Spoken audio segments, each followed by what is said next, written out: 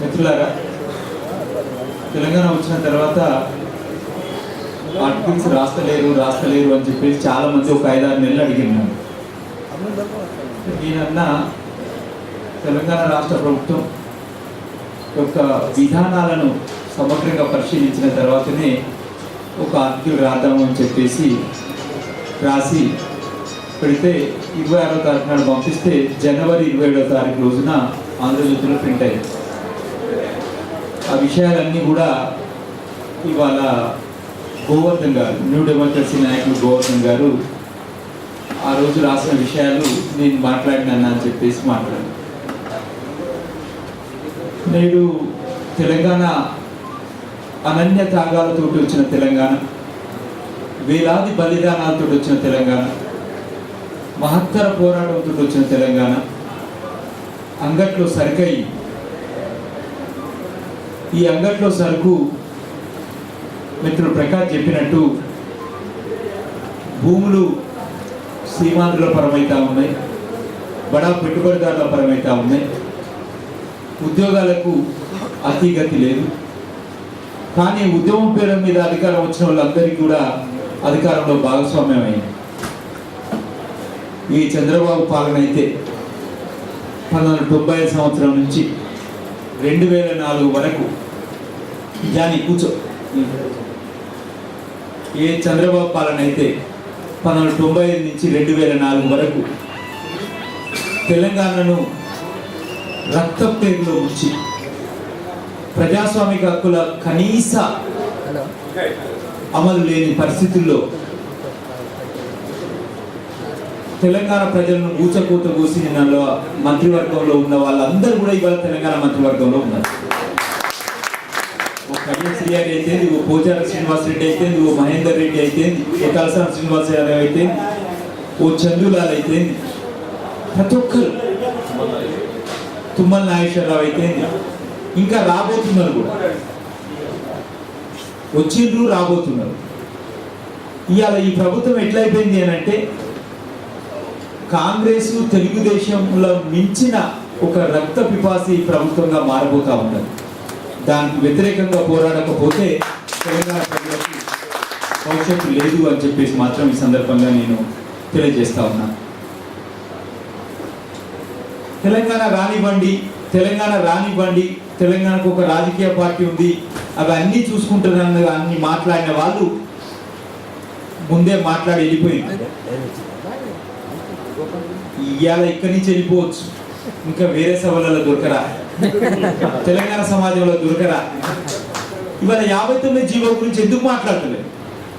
59 GO ఏం మాట్లాడుతున్నది అని అంటే 250 చదరపు గజాలు అంతకు పైబడి ఎన్ని ఎకరాలు ఆక్రమించుకొని ఒక గుడిసె నిర్మించుకున్న తెలంగాణ పట్టణ ప్రాంతాలు మొత్తం, హైదరాబాద్ నగరం, రంగారెడ్డి జిల్లాలోని అన్ని పట్టణ ప్రాంతాలతో పాటు తెలంగాణ 10 జిల్లాల పట్టణ ప్రాంతాల్లో మొత్తం 250 చదరపు గజాలు ఆ పైబడి ఆక్రమించుకున్న వారందరికీ కూడా రిజిస్ట్రేషన్ విలువ అంటే కనీస ధర, మనకు తెలుసు రిజిస్ట్రేషన్ విలువ 10,000 రూపాయలు ఉంటుందంటే గజం, బయట మార్కెట్ విలువ 50,000 ఉంటుంది. రిజిస్ట్రేషన్ విలువలో 25% ఇస్తే ఈ భూములు మొత్తం మీకే అని చెప్పేసి ఒక జీవో తీసింది గవర్నమెంట్ 30/12/2014. దాన్ని జనవరి 2 రోజున ఛాలెంజ్ చేసేసి ఒక ఆర్డర్ తీసుకొచ్చినాం. ఎవరి ప్రయోజనం కొరకు ఈ జీవో, ఏ భూముల కొరకైతే తెలంగాణ ప్రజలు తమ గడ్డ మీద ఆక్రమించుకున్న సీమాంధ్ర ప్రజాప్రతినిధులకు, సీమాంధ్ర భూస్వామ్య పెట్టుబడిదారులకు, సీమాంధ్ర దురక్రమణదారులకు వ్యతిరేకంగా పోరాడిందో వచ్చుడే 6 నెలల లోపల ఆ భూములన్నిటికీ కూడా నువ్వు పట్టాలు ఇస్తానంటే ఎవరి ప్రయోజనం కొరకు నువ్వు గద్దెనెక్కినవు అనేది చాలా స్పష్టమవుతా ఉన్నది. ఎవరి ప్రయోజనం కొరకు ఇవాళ పట్టణ ఇంకా ఫర్దర్ జనరేషన్ పర్పస్ ఇక ప్రభుత్వ భూమి ఉండదు. ఈ జీవో అమలైతే ఫర్దర్ జనరేషన్ పర్పస్ ఇక ప్రభుత్వ భూమి ఉండదు. అయితే రాజశేఖర రెడ్డి గుంజుకున్నట్టు, చంద్రబాబు గుంజుకున్నట్టు కోకాపేట భూములన్నా గుంజుకోవాలి, అంటే అసైన్ ల్యాండ్స్ అన్నా గుంజుకోవాలి రైతులై, లేదా ప్రైవేట్ ల్యాండ్ను బలవంతంగా అక్వైర్ చేయాలి, కూలగొట్టాలి. ఇవాళ కోటి నుంచి మెట్రో పోవాలంటే అందరిని కూలగొట్టేట్లయితే పోతా ఉండదు, అట్లన్నా పోవాలి. ఏంది దుర్మార్గం? ఏ హెడ్డిలో, ఏ అరబిందో, ఏ పెన్నా, వీళ్ళందరూ రాజశేఖర రెడ్డి ప్రభుత్వం లోపల క్విడ్ ప్రోకో లోపల ప్రూవ్ అయిపోయి జగన్ వెనుక 1, 2, 3 అని చెప్పేసి నాంపల్లి సిబిఐ కోర్టులో అక్యూజ్ నెంబర్ 1, 2, 3 ఉన్నారు. వాళ్ళందరినీ వెంట పెట్టుకొని హెలికాప్టర్ లోపల నువ్వు రాచకొండ గుట్టలు తిరుగుతున్నంటే తెలంగాణ ఆత్మలు ఏవైతే నేను నమ్మను, బేసిక్గా నేను ఎత్తిస్తుంది, కానీ తెలంగాణ పోరాట యోధుల ఆత్మలు క్షోభిస్తాయి కావచ్చు. కోదండరాం ఈ విషయానికి సమాధానం చెప్పాలి. సమస్యలు ఇంకా మిగతా వాళ్ళందరూ కూడా ఆ రోజు నుంచి ఈ రోజు వరకు టీఆర్ఎస్ పార్టీని సమర్థిస్తున్న వాళ్ళు సమాధానం చెప్పాల్సింది. ఏ ల్యాండ్ గ్రాబర్స్ కొరకు, ఏ దురాక్రమణదారుల కొరకు, ఏ ప్రజలనైతే దుర్మార్గంగా అంచివేసిన సెక్షన్ ఉన్నదో ఆ సెక్షన్ ఇవాళ మొత్తం అధికారంలో భాగస్వామ్యమే. అరే ఉస్మానియా విద్యార్థులను తల్లి కొట్టిన తలసాని శ్రీనివాస్ యాదవ్ను నువ్వు ప్రభుత్వంలో తీసుకున్నావు. ఖమ్మం పట్టణం లోపల అసలు తెలంగాణ అంటే ఎక్కడికి రాని చెప్పిన తుమ్మల నాగేశ్వరరావు గారిని నీ అంటున్నా, ఇది రాసి పెట్టండి విలేకరులు ఉంటే చెప్తా ఉన్నాం. ఏ సీమాంధ్ర భూస్వామ్య పెట్టుబడిదారులకు వ్యతిరేకంగా అయితే వీరోచితంగా పోరాడినమో, ఏ వీరోచితంగా అయితే ప్రజలు ప్రాణాలు అర్పించిందో ఆ వారి వారసత్వాలను కొనసాగించడానికే ఉన్నాం తప్ప మాకు సొంత ప్రయోజనాలు లేవు అని చెప్పి ఒక్కరా ఇద్దరా పాట ఉన్నది. ఒక్కరా ఇద్దరా వేలాది మంది ఒరిగింది. ఇవాళ తెలంగాణ రాష్ట్ర ప్రభుత్వంలో ఒక్కరా ఇద్దరా దుర్మార్గులు, 10ల సంఖ్యలో దుర్మార్గులు అధికారంలో భాగస్వామ్యమైంది. వాళ్ళు బంగారు తెలంగాణ కాదు, దరిద్రం తెలంగాణ తీసుకొచ్చుటను, బడుగు బలమైన వర్గాల వ్యతిరేక తెలంగాణ తీసుకొచ్చుటను మాత్రమే వాళ్ళు ప్రయత్నిస్తారు తప్ప బంగారు తెలంగాణకు తెచ్చడానికి ప్రయత్నం చేయడం కాదు. ఓ కాకతీయ మిషన్ చంద్రబాబు నాయుడు పెట్టిన నీరు మీరు అనే ఒక గుండగా మారొద్దు అని చెప్పేసి వాళ్ళ ప్రభుత్వాన్ని హెచ్చరిస్తా ఉన్నారు. నీరు మీరు అనే ఒక పథకం లోపల దాదాపు 25,000 కోట్ల రూపాయల ప్రపంచ బ్యాంక్ నిధులతోటి ఒక మధుకాన్ బాగుపడ్డాడు, ఒక మురళీమోహన్ బాగుపడ్డాడు, ఒక సుజనా చౌదరి బాగుపడ్డాడు, ఒక సీఎం రమేష్ బాగుపడ్డాడు తప్ప తెలంగాణ చెరువులలో ఎక్కడ కూడా గుర్రం డెక్క ఒక చెట్టు కూడా బయటికి రాలేదు, ఒక్క రేగడి మట్టి ట్రాక్టర్ కూడా బయటికి పోలేదు. ఇవాళ రేపు కాకతీయ మిషన్ కూడా అటువంటిది కావద్దు అని చెప్పేసి వాళ్ళు ఈ ప్రభుత్వానికి హెచ్చరించాల్సిన అవసరం ఉన్నది అని చెప్పేసి కూడా ఈ సందర్భంగా తెలియజేస్తాం. దళితులకు భూమి ఇచ్చేటందుకు కొనాలని, పెట్టుబడిదారులకు భూమి ఇచ్చేటందుకు రెడీ ఉండాలి. ప్రభుత్వ ఇండస్ట్రియల్ పాలసీ 3 రోజులు తెలంగాణ పొద్దాక జరిగిన నెట్ నుంచి తీసి సీమాంధ్ర భూస్వామ్య పెట్టుబడిదారుల నాయకత్వం లోపల ప్రభుత్వం లోపల మూసేసిన ఒక్క పరిశ్రమ గురించి భూతద్దం పెట్టినా ఒక వర్డ్ దొరకదే. ప్రభుత్వ పారిశ్రామిక విధానం లోపల ఓ ఐడిపిఏ లేదు, ఓ హెచ్ఏ లేదు, ఓ ఈసీఏ లేదు, ఒక హెచ్ఎంటీ లేదు, ఒక ఆర్మీ లేదు, ఒక రిపబ్లిక్ ఫోర్స్ ఏది, ఒక ఐడియా లేదు, ఒక బీడీఏ లేదు, ఒక నిజాం షుగర్ ఫ్యాక్టరీ ఏది, ఒక ఆజాద్ మిల్ ఏది, ఒక అంతర్గాం ఏది, ఒక సర్సిల్క్ ఏది, ఏ ఒక్క పరిశ్రమల గురించి కూడా నీ పారిశ్రామిక విధానం లేనేలేదే. డైరెక్ట్ సింగపూర్ నుంచి, డైరెక్ట్ అమెరికా నుంచి, డైరెక్ట్ లండన్ నుంచి, డైరెక్ట్ జర్మనీ నుంచి హైదరాబాద్ నగరం వచ్చి అక్కడి నుంచి శంషాబాద్ నుంచి నీ సెక్రటేరియట్కి వచ్చేసి పరిశ్రమలకు పర్మిషన్లు తీసుకొని పోయి మళ్ళీ ఆ ఫ్లైట్లు ఎక్కే పారిశ్రామిక విధానమే తప్ప సీమాంధ్రల నాయకత్వంలో మూసేసిన ఏ ఒక్క పరిశ్రమకు సంబంధించిన కూడా పాలసీ లోపల రీఓపెన్ చేస్తానే ఒక వర్డ్ దొరకని పాలసీ ఎందుకొరకు, ఎవరి కొరకు? ప్రభుత్వ విధానాలు ఎంత దుర్మార్గంగా ఉంటే అంత దుర్మార్గంగా ప్రజలు ఆ పాలకులను తరిమికొడతారు అని చెప్పేసి ఇవాళ ఢిల్లీ ఎన్నికలు చాలా స్పష్టంగా చూపెట్టు. నేను అనుకుంటా ఈ స్వతంత్ర భారతదేశ చరిత్రలోనే ఆఖరికి సిపిఐ, సిపిఎం, సిపిఐఎంఎల్ ఎన్నికల్లో పాల్గొన్న పార్టీలన్నీ కూడా ఎక్కడో ఒక దగ్గర ఓటుకు నోటు తాగుడు అదొకటి ఇదొకటి ఇచ్చింది కావచ్చు, కానీ అరవింద్ కేజ్రీవాల్ ఇచ్చినట్టయితే నేను అనుకో. అది ప్రజలకు భ్రమ కావచ్చు, రేపు ఆయన చేస్తాడా చేయడాన్ని అది వేరే విషయం.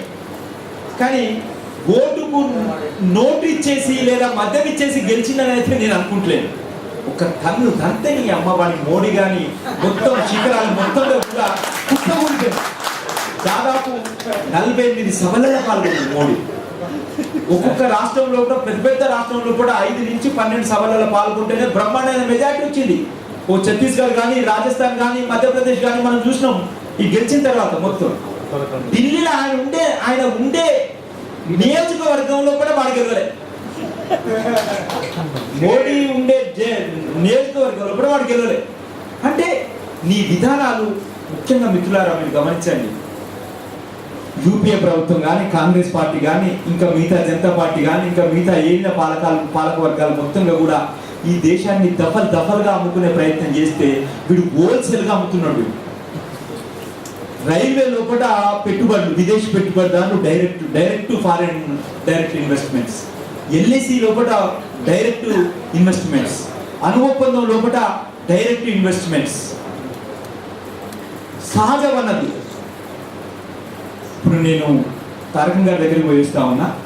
6 గంటలకు అన్నకు ఫోన్ చేసి చెప్పినాను, అదాని, లక్ష్మీ మిట్టల్, నవీన్ మిట్టల్, జిందాల్, రిలయన్స్ ఈ నలుగురు కలిసి మినరల్ డెవలప్మెంట్ యాక్ట్ ఆర్డినెన్స్ తీసుకొచ్చారట.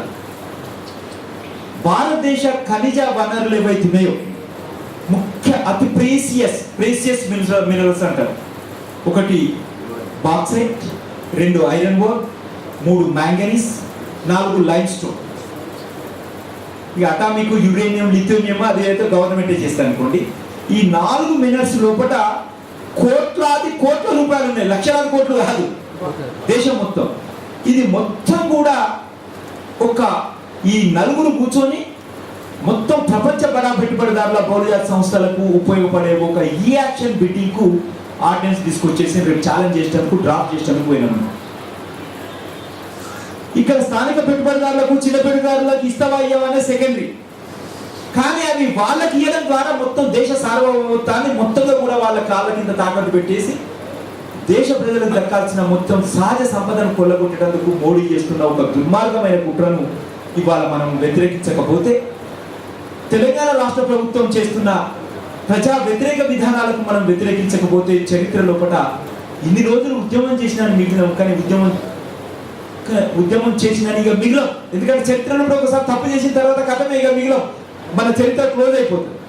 నేను అందుకొరకే రాసిన దాంట్లో బంగారు తెలంగాణ కాదు చంద్రశేఖరరావు, 2 పూటల బువ్వ దొరికే తెలంగాణ కావాలి.